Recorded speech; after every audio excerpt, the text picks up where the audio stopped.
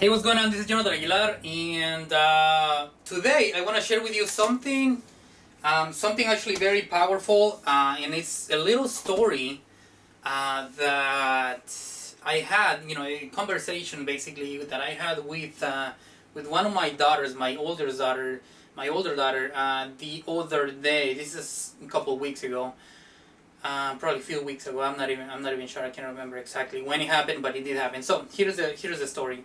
Um, my daughter was, they're growing right now. They're 8 and 7 years old now, so they're growing, and they want to know literally anything and everything that is going on in their body, that's going on in their, in their mind, in their head, that's going on in the world and around them, in school, everything.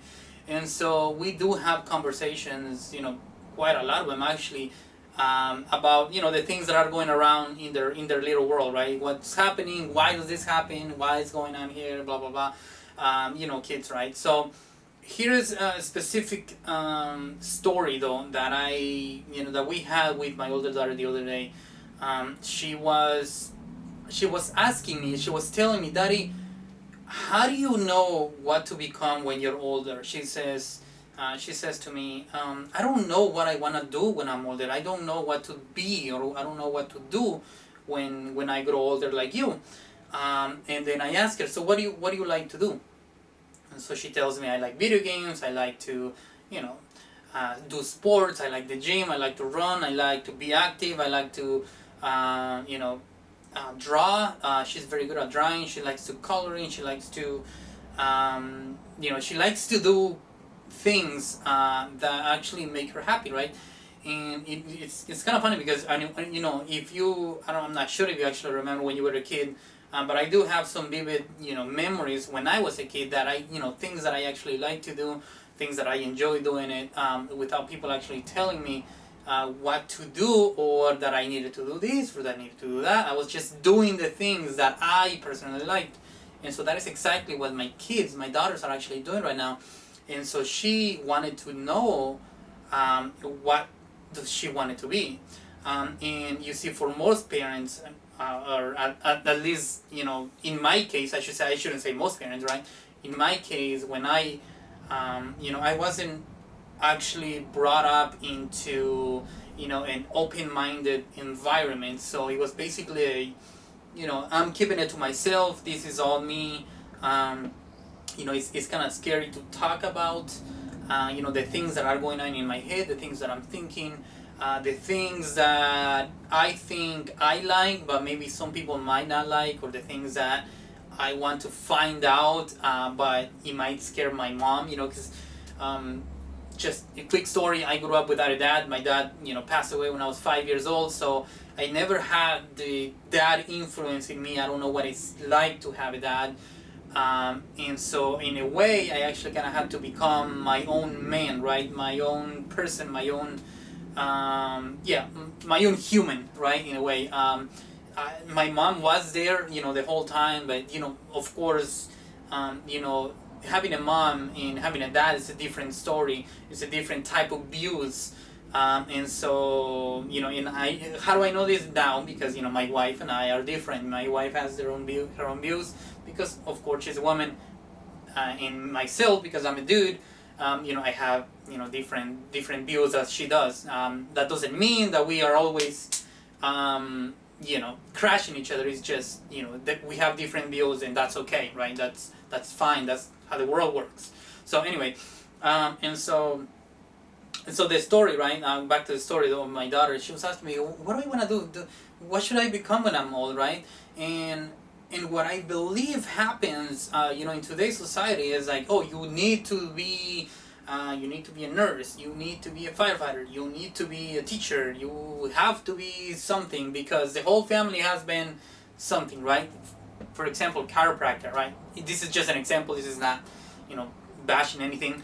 But let's say, oh yeah, you come from a chiropractor family. Your grandparent was a chiropractor. Your dad was a chiropractor. So I'm going to teach you how to be a chiropractor, right?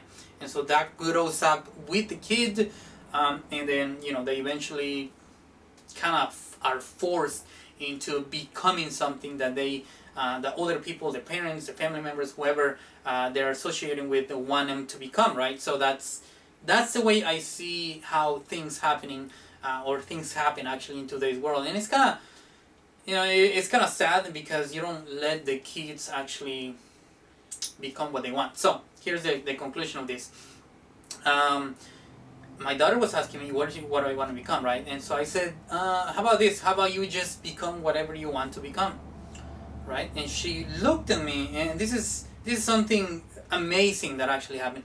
She looked at me, and her eyes kind of like got brighter, right? Like something, went into her little mind, through her little head.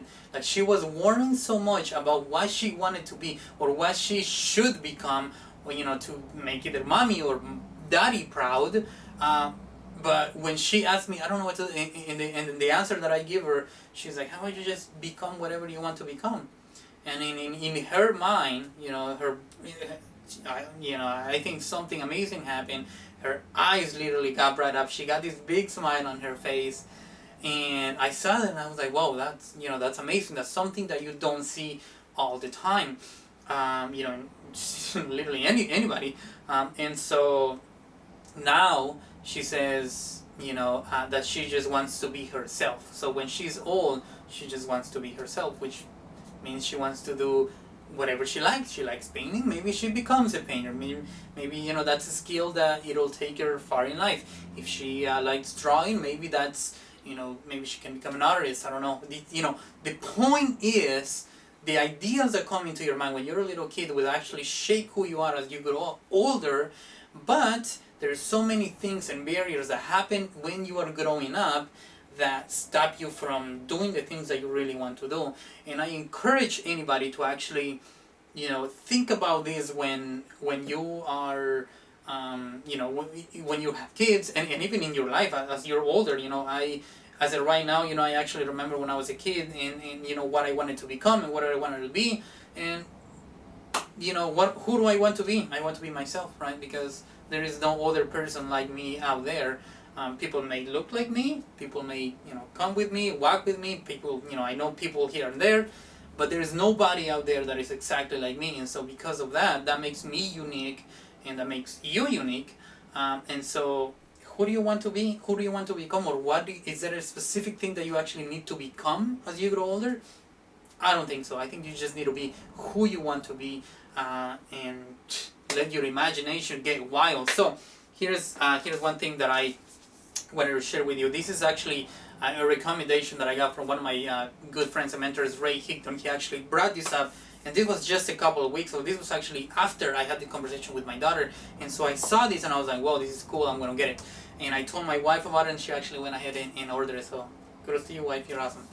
So here's the deal. There is a book called "What to Do with an Idea."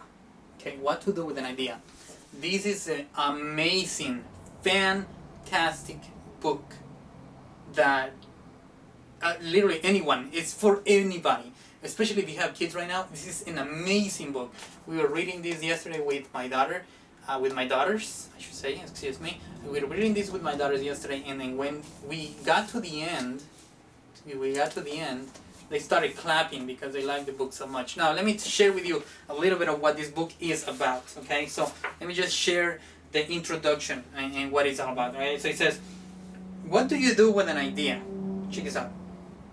Especially an idea that's different or daring or just a little wild.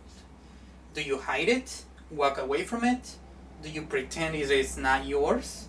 This is the story of one brilliant idea and the child who helps to bring it into the world. As the child's confidence grows, so does the idea itself. And then, one day, something amazing happens. This is the story for anyone at any age who's ever had an idea that seemed a little too big, too odd, too difficult. It's a story to inspire you to welcome that idea, to give it some space to grow, and to see what happens next. Because your idea isn't going anywhere. In fact, it's just getting started. Fantastic book. I highly encourage you to get it. I believe it's like $10 on Amazon. We actually got it from Amazon. I'm going to leave the link to the Amazon page somewhere around this video, so make sure you actually click on it, order it, get it for yourself and your kids, whoever it's around it.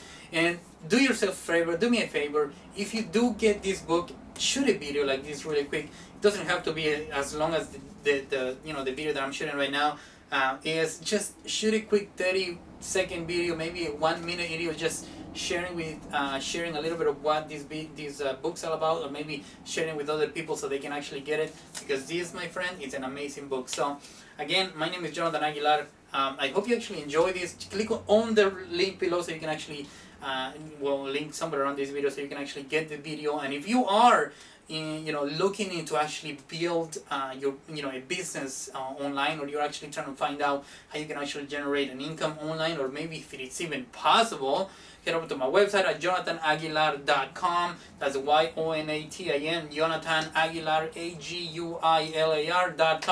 Again, the links are going to be somewhere around this video, so make sure you actually click on them. And other than that, my name is Jonathan Aguilar. Thank you for watching. See you in the next one. Peace.